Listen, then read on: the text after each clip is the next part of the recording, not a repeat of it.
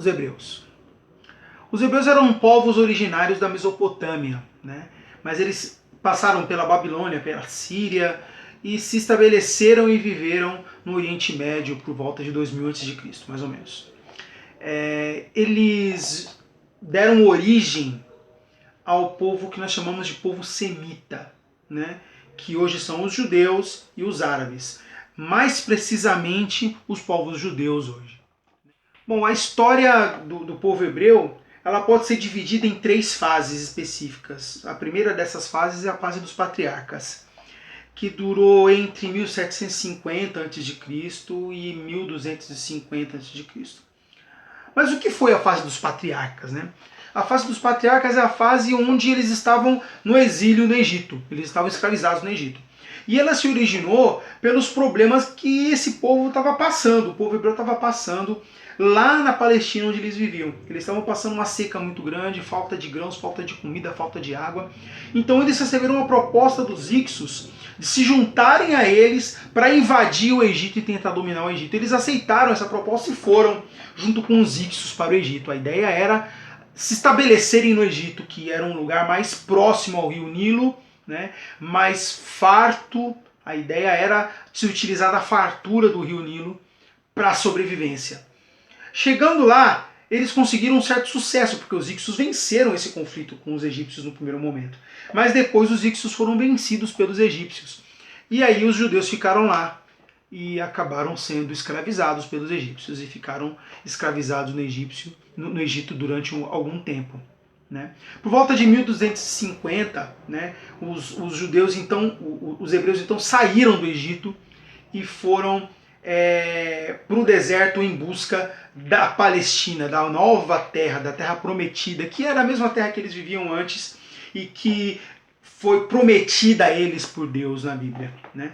Então eles voltaram, saíram do Egito guiados por Moisés, né, que é o que nós chamamos de Êxodo. Tem um livro na Bíblia chamado Êxodo que conta essa história, inclusive, da saída do povo hebreu do Egito e indo de volta para a Palestina, indo em busca da tal terra prometida, né, conduzidos por Moisés. Então é o Êxodo, né, nesse momento do fim do governo dos patriarcas, né, da fase dos patriarcas. A segunda dessas fases, né, é a fase dos juízes. Né? Foi quando os hebreus chegaram à Palestina, chegaram à Terra Prometida, e lá estava habitado por a Palestina estava habitada por um monte de povos diferentes, né, um monte de tribos diferentes, um monte de civilizações diferentes e que eles iam precisar guerrear. Nesse momento, os hebreus estavam divididos em 12 tribos. Né?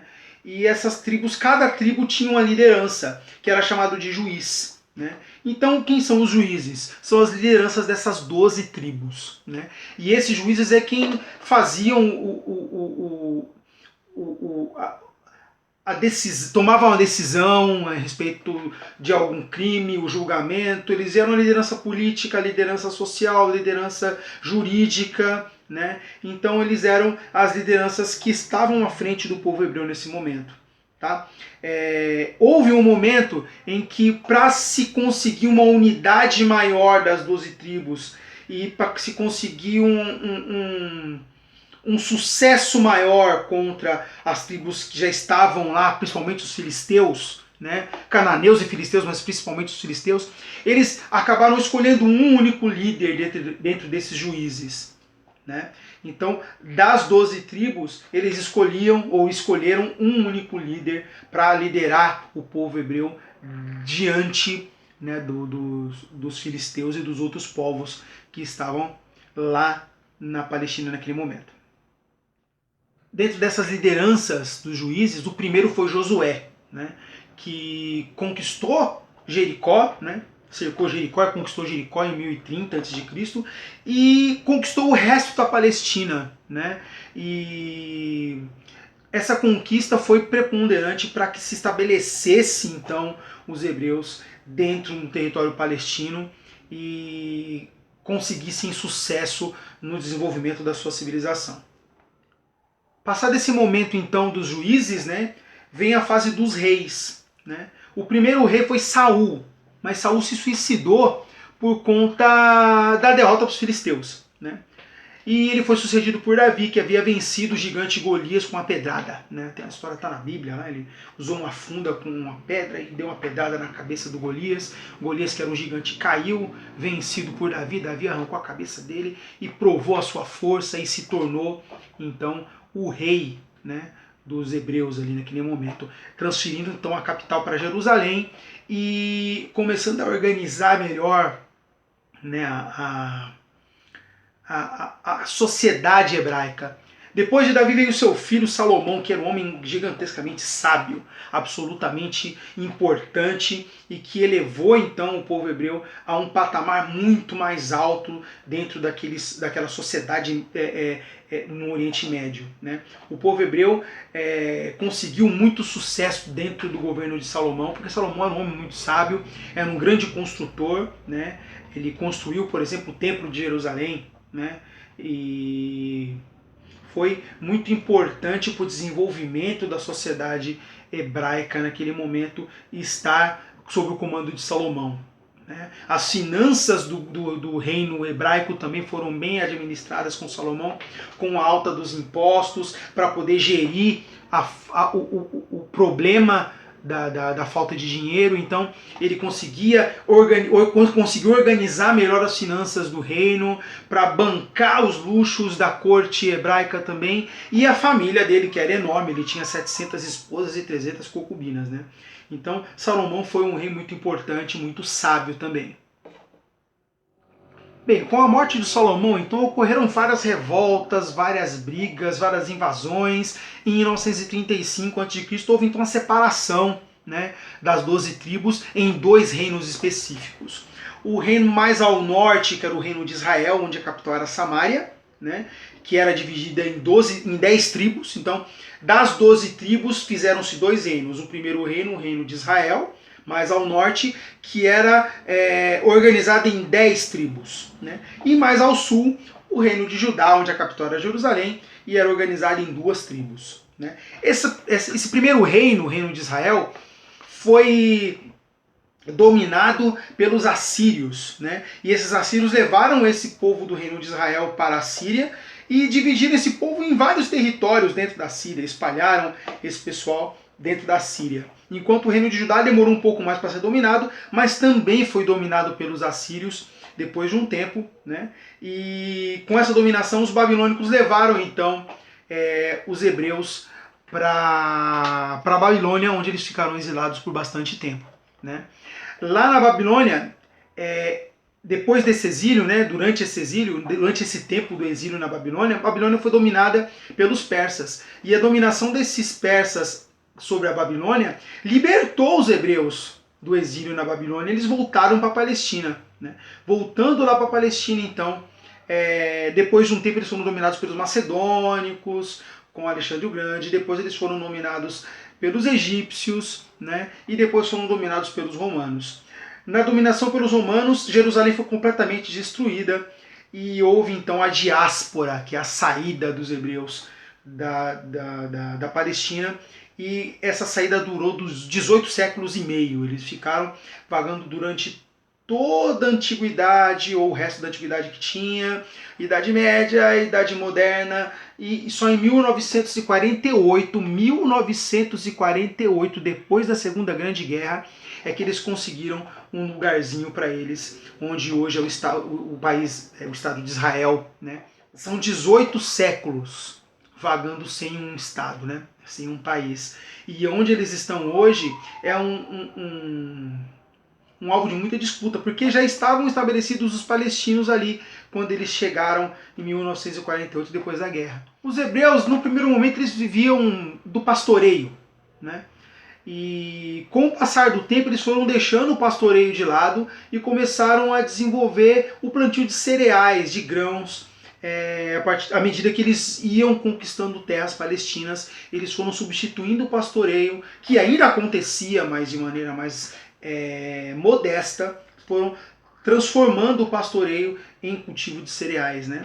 Esses grandes proprietários de terras iam começando a plantar cereais e a partir daí foram desenvolvendo também o comércio entre os hebreus, né, na comunidade hebraica. Então, no primeiro momento, era o pastoreio. Conforme eles foram conquistando terras na Palestina, esse pastoreio foi sendo substituído, então, por plantio de cereais, pelo cultivo de cereais de grãos. A cultura dos hebreus, ela se destaca pela sua religião, né? Os hebreus, eles eram monoteístas, ou seja, eles acreditavam num único Deus, que era o regente de todo o universo. Ele era onisciente, onipresente, onipotente e regeria todo o universo. Mas esse monoteísmo ele só se consolidou, né, nas pregações de Amós, de Oséias e de Isaías. Tá? Até a chegada desses profetas, né, existia muita disputa entre politeístas e monoteístas. Então o monoteísmo ele só se consolidou com a chegada desses três profetas. Né? O que é então a religião dos hebreus? Né? A religião dos hebreus ela é chamada de judaísmo. Né? O judeu, né, o povo judeu, então, a partir daí, a religião judaica se transformou na sociedade judaica, na construção cultural judaica. E aí nós temos então a vinda do judaísmo. Né? O que é o judaísmo? O judaísmo é a religião onde se acredita num único Deus e se acredita que existirá a vinda de um Messias que vai salvar todo o povo judeu dos pecados. É o cara que vai chegar, um enviado de Deus, que vai vir então para redimir os povos desses pecados. Né? Então nós temos três momentos importantes da religião judaica, que é primeiro a Páscoa, que é a saída dos hebreus do Egito em busca da Terra Prometida. Depois Pentecostes, que é a entrega das tábuas, né, dos 10 mandamentos a Moisés, né, entregue por Deus. E um terceiro momento são os tabernáculos, que é o momento onde os hebreus estão no deserto buscando a Terra Prometida. Então, a cultura hebraica é basicamente organizada e situada pela religião judaica, tá? Organizada pelo judaísmo. É importante frisar e lembrar que no judaísmo, né, não se acredita que Jesus foi o Cristo. Então eles ainda estão buscando, esperando a volta desse Cristo, a volta desse Messias que irá guiá-los à Terra Prometida. Tá? Então Jesus, para o povo judaico, não foi o Messias. Tá? Eles ainda esperam o Messias vir. A literatura judaica, como elemento cultural ainda, né? A literatura judaica ela traz essencialmente elementos que estão na Bíblia. Né? A Torá, né, é o grande livro do judeu e está contida na Bíblia no Antigo Testamento. Né?